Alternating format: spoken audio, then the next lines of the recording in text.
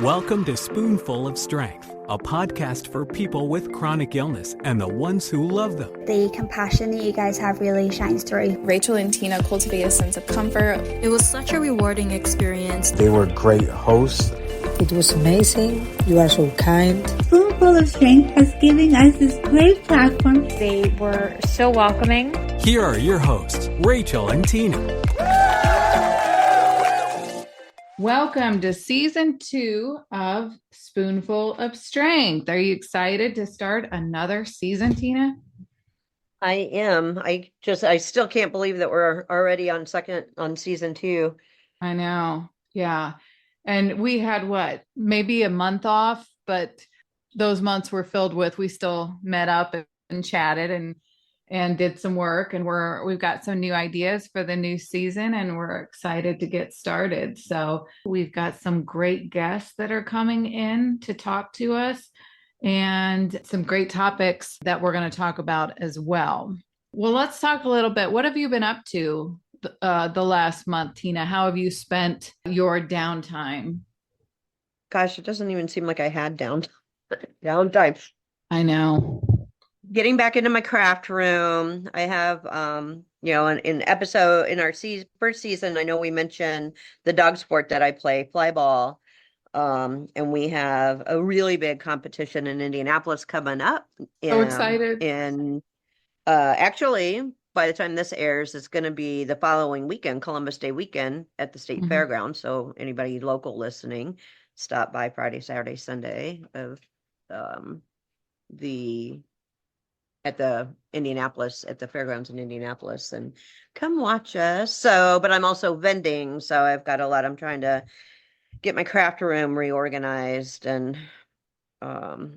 get the picture of what I want to do for that. And traveling, spent some time up at the camper, went to played some fly ball tournaments. How about you? I think the same. It's been busy, but I'm continuing physical therapy on my shoulder. It's taking a lot longer than I hoped. With the surgery I had, realistically, PT could be done in a matter of maybe 4 weeks. And I am currently 2 months in with, they've extended it an extra 3 weeks and basically said they'll probably keep extending it. What happened with my shoulder is that for some reason, the trauma of the surgery, along with all the muscle weakness issues, caused my left arm to lose most of its strength. So even after 2 months of physical therapy on my shoulder, I don't have the strength to hold my arm up more than like a 90 degrees. So we've been working a lot on strengthening the arm, and every time they assess me, I make progress, which is great, but it's very slow and it's very painful and it's very frustrating.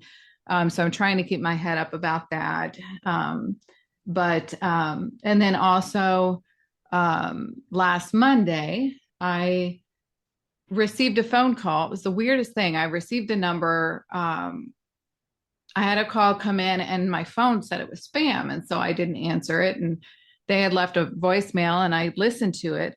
And they said, "This is so-and-so. We have your wheelchair. We're 10 minutes out." And so I returned the call and I'm like, okay, well, that's fine. But so it was a little bit of a mess, but I did get my wheelchair. I've had it for about a week now. It is very helpful. I'm just using it right now in the house when I need to stand for long periods of time. It adjusts upwards, which is really nice. So I can do dishes and put things away in the cupboards, things like that. Cooking it's been very helpful. So I don't have to stand and cook. But I'm just using it right now as needed. And we're figuring out the next step to be able to get it transported because it weighs 427 pounds. Oh my gosh, that is heavy. Yeah. Ed and I built a ramp in our garage And then when I got it, I said, honey, this is 427 pounds with me not even in it. And we were like praying that the ramp would hold. Like, please hold, please hold, please hold, please Yeah. hold. So they brought it in the house through the ramp, and I was like, okay, well, it made it up there with just the wheelchair. So now I have to see if it can hold me and the wheelchair. But so it's a big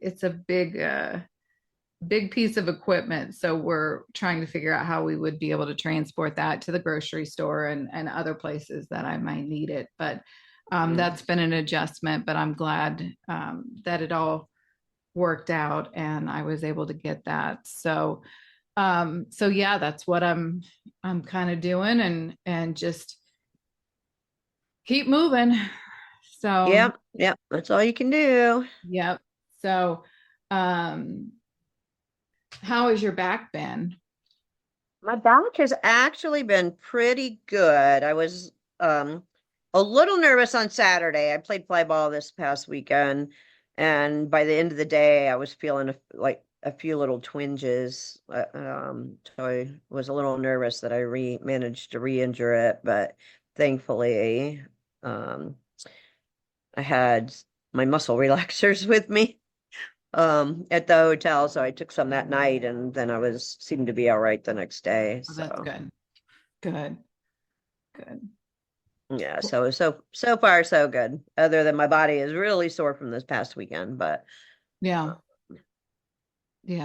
just have to take the rest that that we need right. when we overdo it or have a busy Yep. day. You just got to listen to your body and Yeah, absolutely. we do have some changes from season 1 to season 2. So one of the main change that we're doing is we are going to, instead of doing the 2 episodes a week like we were doing, we're only going to be doing 1 episode a week on that. So the first half of the podcast will be Rachel and I will have a specific topic that we're discussing, and then the second half of the podcast will be our guest that is on board for sharing their chronic illness journey. I think that as excited as we were getting into the podcast and realizing how many people wanted to spread awareness about their illness, we decided to do twice a week to give enough time to be able to cover everything that we wanted to. But as with any chronic illness, when we stopped, we realized just how much work was going into that. It's a lot more than an hour a week times 2 recording. It was a lot of editing and a lot of behind the scenes, a lot of promoting and things like that. And I can't speak on Tina's behalf, but for me, it was a lot of go. And I think I realized that, especially this next season, understanding that it was probably a little bit too much and needing to understand that if we want to continue doing this, that we need to do it at the pace that we're comfortable with now and not overdoing it, especially with the holidays. We don't want to reach a level of burnout to where we kind of lose our focus of what the purpose of is, because it's too much for us. Yeah. Let's maybe talk about that, because that was, I think, a decision we didn't come to lightly. I think we talked about it a few times of whether or not we could do the 2 episodes, whether, it was, we wanted to give you all the information and everything that we did for the first season. But, if you really think about it, Tina, we did 30 episodes in what, just over 3 months. Yeah. About 4 months. That was a lot. That was a lot.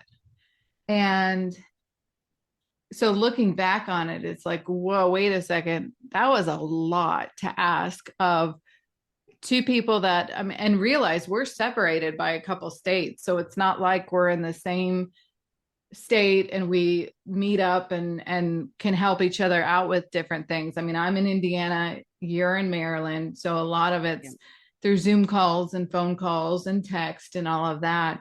So coming to that decision, I think, was just being realistic about the fact that we way overdid it in season 1 and the expectations of what we were doing, and realizing that it was a lot of stress.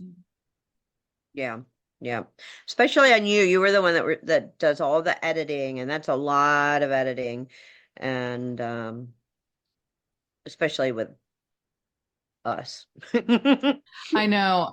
It was funny because I was thinking, all the editing time, especially down at the end, toward the end of the season, where we were doing a lot more interviews, and our lead time was getting less and less.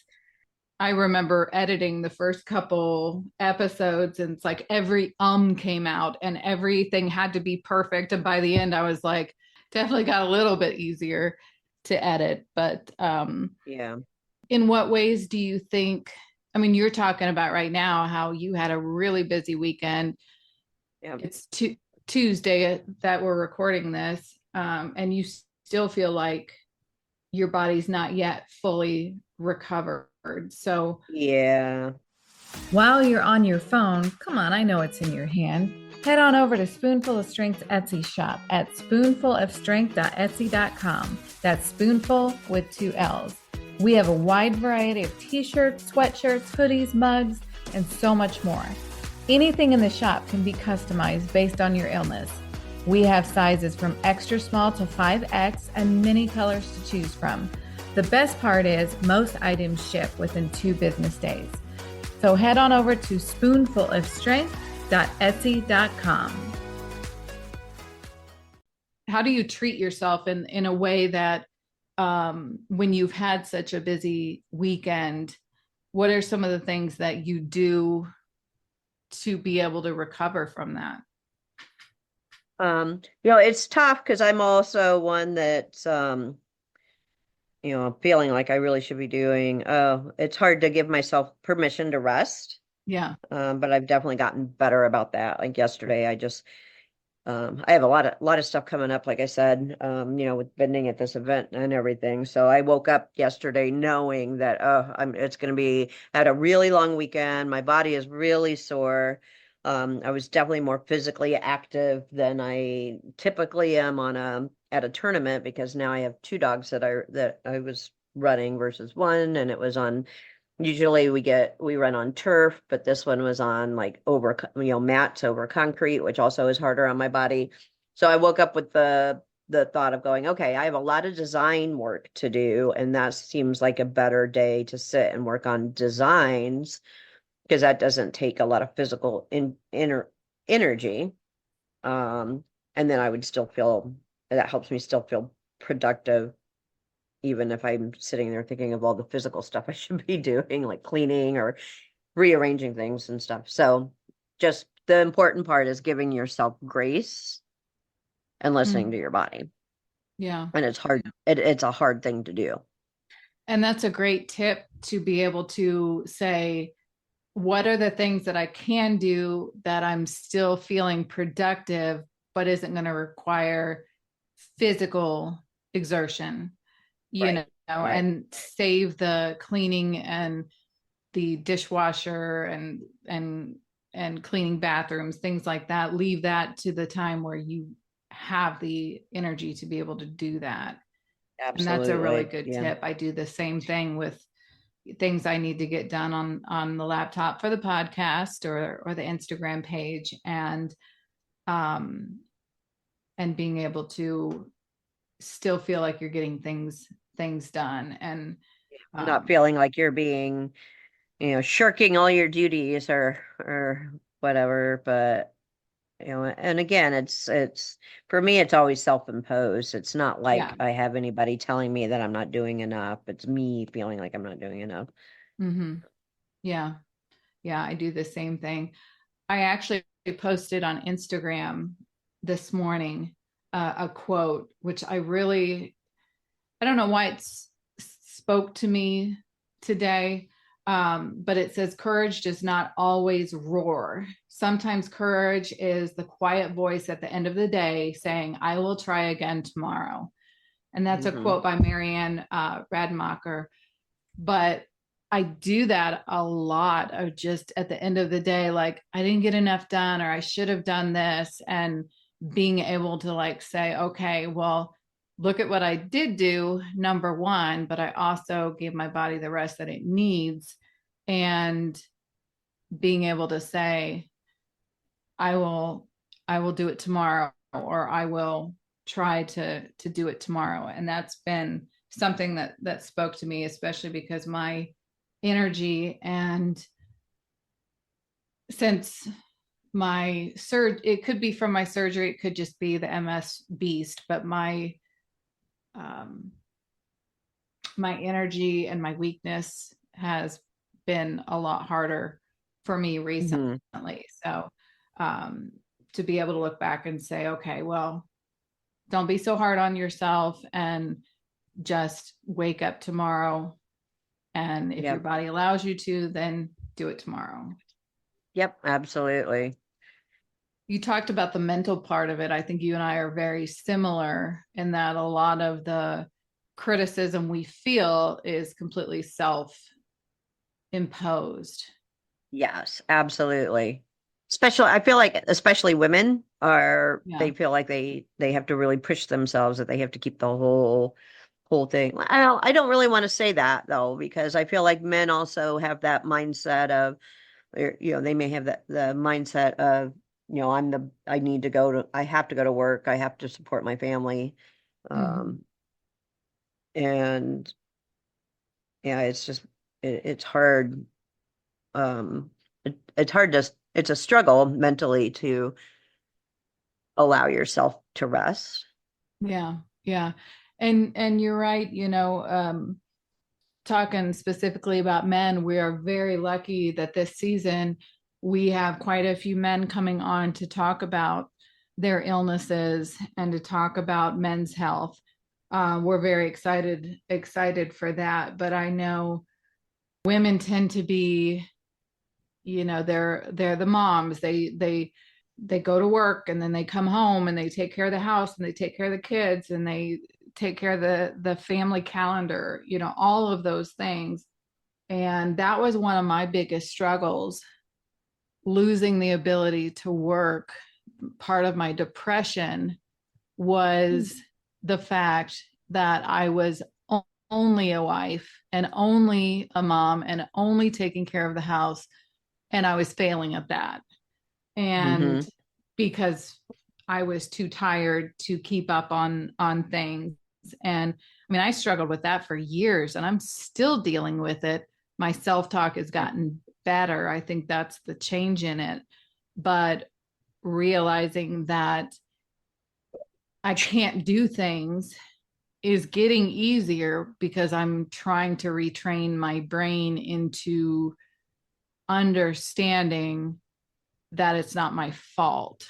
And my depression really was the self-talk. Nobody was telling me that I wasn't good enough. Nobody told me I was failing. Nobody said, why aren't you doing the laundry? Why is the dishes still in the sink? Nobody was telling me that.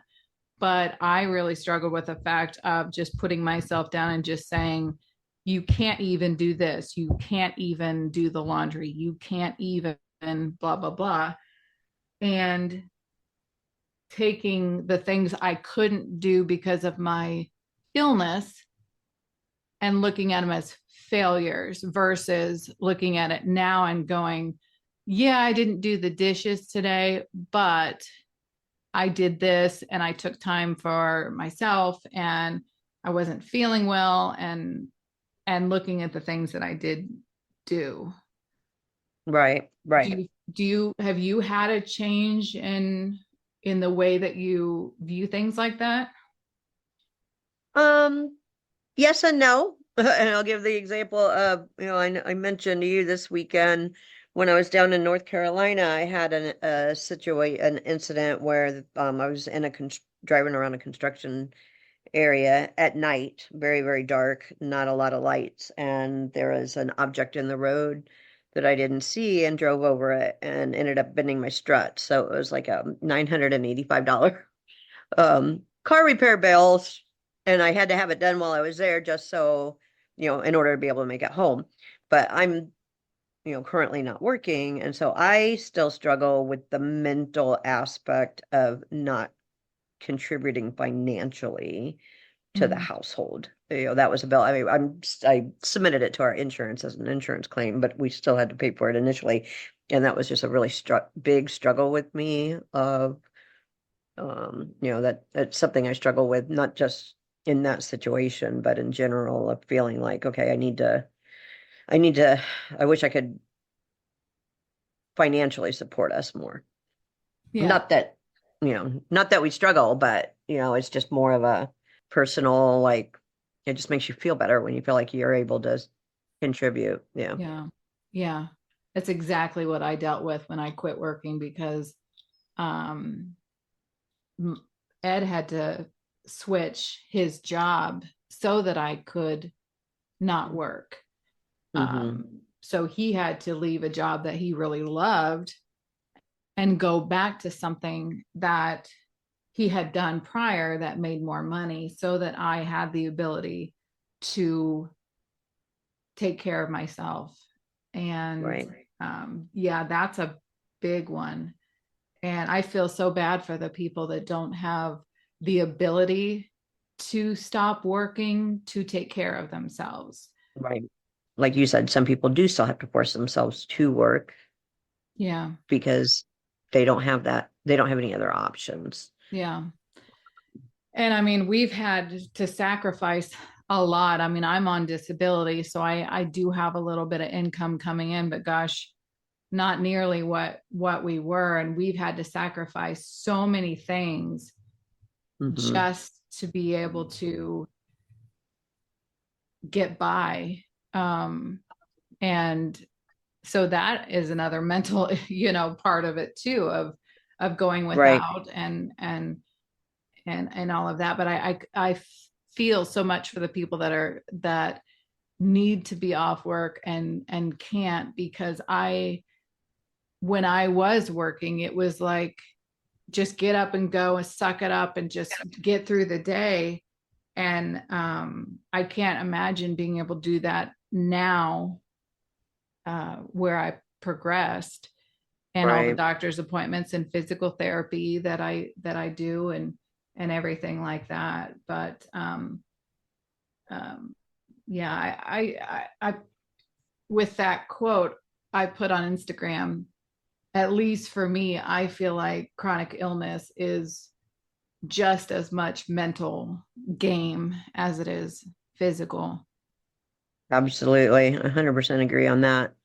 It's important, as we've talked about, to just put yourself first and listen to your body. We've talked about that a lot, of just listening to your body and understanding its needs and being able to adjust as needed. Yep. Yeah. And like for me, I did go back to work last year to a job that I thought I would love, which I didn't.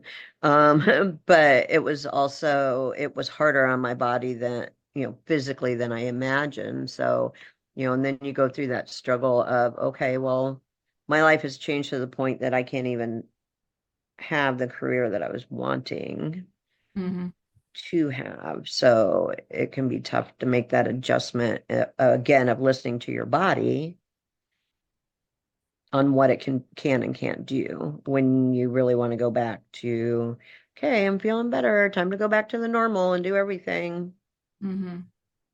Let's leave the listeners with just a few tips as far as making hard decisions to put your health first. Right. Yeah.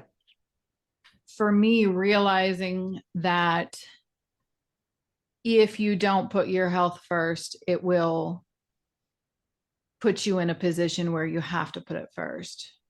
And I guess what I mean by that is that not listening to your body and continuing to grind at the same pace, eventually you could end up doing more damage to where your body's going to shut down, or you get sick, or something will happen that will cause you to have to slow down and have to take time out. That could be a hospitalization for a relapse. It could be, having to use more mobility assistance. It could be medication. It could be any of that. And understanding that pushing yourself and doing things at a faster pace is only going to cause more problems in the long run. Right. I think you used an episode, in season 1, when we were talking about self-care, when we had our episode on self-care, I think you mentioned the oxygen mask analogy. Yeah. Of, you can't, you have to take care of yourself first before you can take care of other people. And that's an important aspect of self-care, and being able to continue to do the things that you want to do is listening to your body and giving it the grace and the rest that it needs. Mm-hmm. Have you had to either delegate things that you need done to other people? I have, and that's a very hard thing for me to do, is to delegate. So I still don't delegate as much as I really should.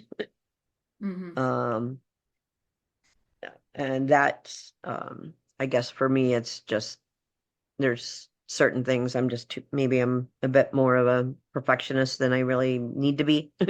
Yeah. Or should be. And so I, in certain things, I just want to make sure it's done the way I want it to be done.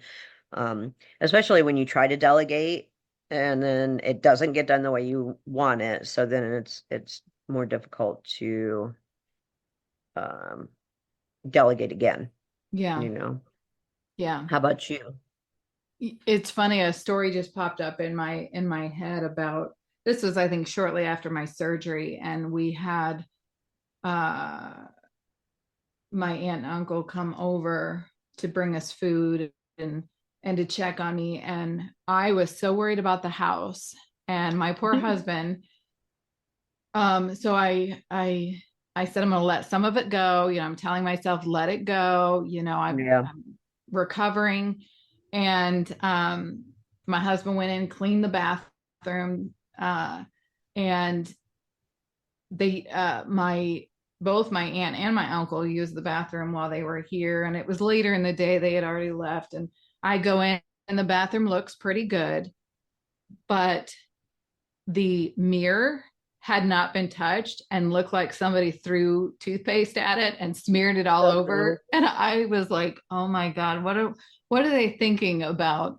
I was like, it's not clean like I would have done it clean. But understanding that they're such good people, I know they're not judging me for it. And just so delegating is hard, and understanding that your level of perfectionism is not everybody's, and letting it go. And it's hard to ask for help anyway, but understanding that it's necessary. And I have had to ask a lot more recently of help, whether that be from my son or from Ed, and it's not easy, but it's like I said, it is necessary. Can you think of anything else as far as just helping to prioritize and make hard one thing, decisions? as you were mentioning, the house cleaning and things, and wanting to make sure, it's, again, I feel like women tend to, it's our house. If it's not kept nice, then, and people come over, we feel like we're judged as bad housekeepers and things like that. But just remember, that people aren't coming over to see your house. They're coming over to spend time with you. And you just have to kind of let things be okay with that. And that's easier, a little easier said than done for some. But it's definitely an important thing to remember of. But yeah, as far as prioritizing, again, I'm a big list maker, huge list maker. And so again, if you're feeling like, if you need a couch potato day or even just a few couch potato hours, maybe, but you're feeling bad because you're like, oh, I got so much stuff to do. Use that time to make your battle plan, so to speak. Make your list of, and prioritize. And don't put a timeline on it. Just dump it all out and say, there was one day I was just feeling so overwhelmed because there was a lot of things that I needed to get done. And the one thing I need, once I sat down and made my list of things, oh, I know what it was. It was when I agreed to vend next month at Can-Am, and I'm like, oh my gosh, it's only like a month away. And I started stressing out about it, which I knew was, and then knew I was going to start spiraling to where I wouldn't be able to focus on anything if I kept allowing myself to stress out about it. So I just sat down. I got a Rocket book. I think I told you about that. The Rocket book with the erase. You use it and then you can take a picture and download it in their app, and it converts it into text, and you can share it on your Google or save it on your Google Drive or whatever. And then you just erase it and reuse your notebook. And that is so helpful of just being able to like dump everything out of your head and onto paper. You don't even have to start marking them down, but a lot of times that helps me just getting it out of my head, Purging it. Yeah.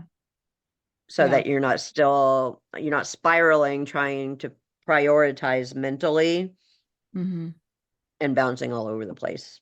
Yeah. Join Spoonful of Strength on Instagram, a community open to everyone. Whether you have a chronic illness or support someone who does, you are welcome at Spoonful of Strength. You'll get preview clips of the upcoming episodes and insight into my world as a spoonie. That's Spoonful of Strength, Spoonful with 2 L's, on Instagram. And you mentioned list, and what popped into my head is, because we're talking also about, making hard decisions, of doing the old, pros and cons. And when we talked about going down to one episode a week, one of the things that I was thinking about is, well, what are the pros and the cons? And the pros is, well, we can give you more information and we can do this and we can do that. And then I stopped and I thought, well, wait a second. I listen to podcasts, and most, if not all of my podcasts are once a week. And I have a hard time sometimes even keeping up with that. So my expectation was we have to do 2 episodes a week. And if we don't, we're a failure and all of this, when in reality, the podcasts that I love the most are once a week. And sometimes there's a 2-week gap in between. And so realizing that my expectation is not necessarily everyone else's expectations. And I do that a lot with more than just this decision, but stepping back and just realizing, okay, well, what are my expectations too high for even a normal, healthy person? But so my expectations are high, even for somebody who could do it without even taking an ounce of energy. And so the expectation is just needs to be realistic for somebody with a chronic illness as well. Yes, absolutely, for sure. Yeah. So as we kind of wrap up here, I do want to mention, I forgot to mention at the very beginning, but we hit 1,000 followers on Instagram during this break. And I was so excited. I couldn't wait. And a funny story to tell you, I was at like $9.99 and I was like, come on, let's get it. It popped to 1,000 and I waited maybe 10 minutes before I posted we made it to 1,000 and I was so excited. I posted it on Instagram. 10 minutes later, I look and I'm back at 9.99. And I was like, no, like, I want to know who unfollowed me. And we got it back within like an hour. So, I mean, it was fine, but, it was really exciting because I don't think at this point I thought it would happen as quickly as it has.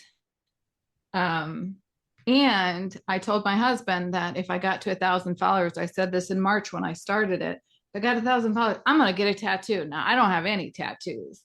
And so me thinking it wasn't really, feasible. It wasn't going to happen. Wasn't going to happen. And I could have easily said, yeah, I don't really want to, but I really started thinking about it. And I thought, since March specifically, because that's when the Instagram page started, April, we started working on the podcast, Etsy shop, all of that, that this is kind of like a new point in my life. Somewhere, you have those points in your life where you're like, okay, I changed after that. You change after getting married, you change after having kids, you change after getting a diagnosis. And this was like a change to where my view of chronic illness has changed.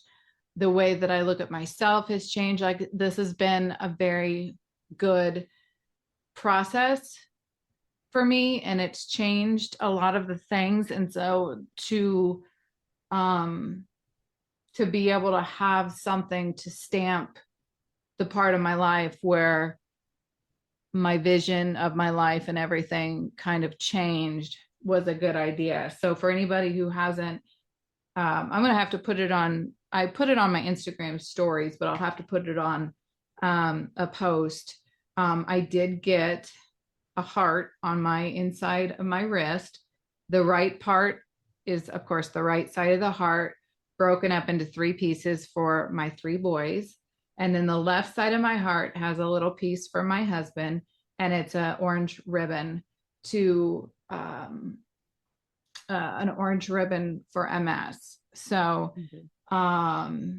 it is something that will be a constant reminder of the journey that I've been on, and the way that life can change, moments in your life. So real excited about that. We gotta get you one, Tina. I know. Well, I know a guy. One thing I've been waiting for my I keep saying once my port is removed, which hopefully will be next year. I actually have 2 scars from my port because they tried one side on my left side to insert it, and they insert it like the scars are right kind of like between my shoulder blade and my breastbone, down in that area. And they couldn't get it in, so then they went over to the other side, and they finally managed to get the porta cath run.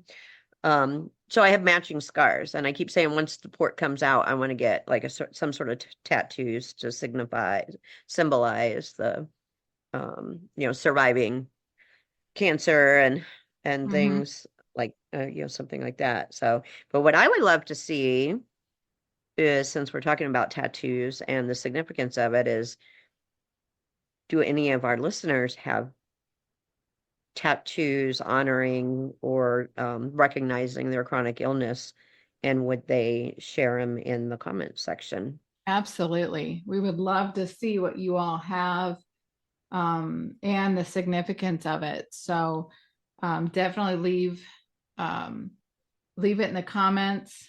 I'm not 100% sure if you can leave pictures in the comments, but send them over through the Instagram page, Spoonful of Strength, and let us know how you came up with your idea, what its significance is. So, I have one on my shoulder. Did you know that, Rachel? I can't remember if you knew that I had one on my shoulder.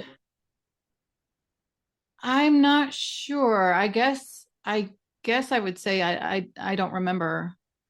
Yeah, that one I got when I had my weight loss surgery, I said once I hit my goal weight and I kept it and I sustain it for, I can't remember what it was because it's been so many years since I had my weight loss surgery, like 2 months or something. That would be my reward for reaching my goal weight. So that's where I got my tattoo too. So I'm definitely one that I don't want to go out and get a bunch of tattoos, but the tattoos that I will have are something that's meaningful to me. Yeah. That's what is the tattoo of? What does it look like? Oh, it's a fairy. Oh, okay. I loved fairies at the time. I still love fairies, but I knew I wanted a fairy tattoo, and it took me, I kept looking at different artists and I couldn't really find one that stood out, and I finally found one. I'm like, okay, I'll get one, of this from this designer. And then I happened to actually go to a fairy festival and met this amazing artist. Her name is Linda Biggs. And I know she's on Instagram. And I saw this, she called her Balance, and it's this cute fairy in the lotus pose. And she's got these rainbow colored stockings on. And it was a very peaceful tattoo. And it kind of also helps.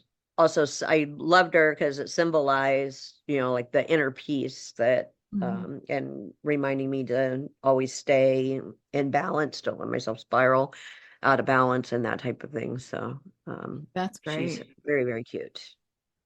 Very cool.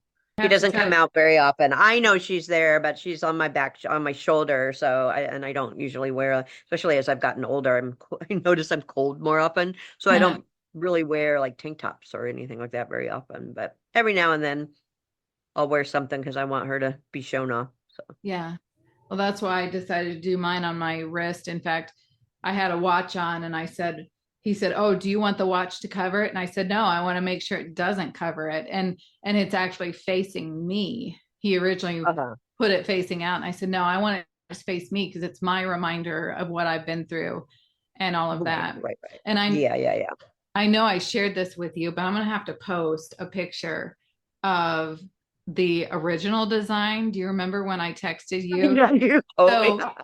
The idea was to do a heart where the left side of the heart was the MS ribbon and the right side of the heart was a spoon bent into, the half heart. And so when I went into the shop and I talked with the person that did this for me, that's what I wanted. And so we made an appointment for the next day to come in and get it done. And I walk in there and he pulls out the paper and he shows it to me. And the first thing in my mind is, oh God, I cannot do this, because by bending the shape of the spoon, it looked like a sperm with like an extra long tail. Did it not? At least you realize that before it was done. Didn't it look like a sperm? It did. And I was you said that to me. I started laughing. I was laughing so hard on that one. and so I'm not the type of person to say like, no, I don't really like it. Like it takes a lot for me to like, but I was like, oh my gosh, this is going to be on there forever. And I always think that it's a sperm trying to get into. You're not going to be able to unsee it. Yes. Yeah. So I was like, I'm just not sure about the spoon. And he said, yeah, it didn't really come out as good. So that was my opening to, figure out that I would include my sons and my husband into the design and go that route. But I very well could have had sperm on my wrist forever. So I'll have to post pictures on Instagram, and we can have a poll to see if it looks like sperm or if it really does look like a spoon. But spoon, yeah. So we also wanted to recognize some awareness months that we're celebrating in October. We have Breast Cancer Awareness Month, Charcot-Marie Tooth Disease Awareness Month, Depression Awareness Month, Dysautonomia Awareness Month. Yeah. It's also Spina Bifida Awareness Month, National Physical Therapy Month, and National ADHD Awareness Month, as well as Liver Cancer Awareness Month. We also have Healthy Lung Month, National Disability Employment Awareness Month, and POTS Awareness Month. That's Postural Orthostatic Tachycardia Syndrome, as well as Rett Syndrome Awareness Month. Lots of busy October. Yeah. Join us next week on Tuesday. Our portion, what we'll be chatting about initially, is maneuvering through the emotional roller coaster of living with a chronic illness. And then our guest spoonie is Sharu, a spoonful of joy on Instagram. And she's going to be joining us and talking about her PBC and autoimmune hepatitis diagnosis. Yes, something that we've not talked about. So no, we haven't. This is a new, something I have not. I knew about the autoimmune. I know about autoimmune hepatitis because I do actually. I have a friend that has that, but the PBC I am not familiar with. So I'm looking forward to chatting with her and getting to know her more.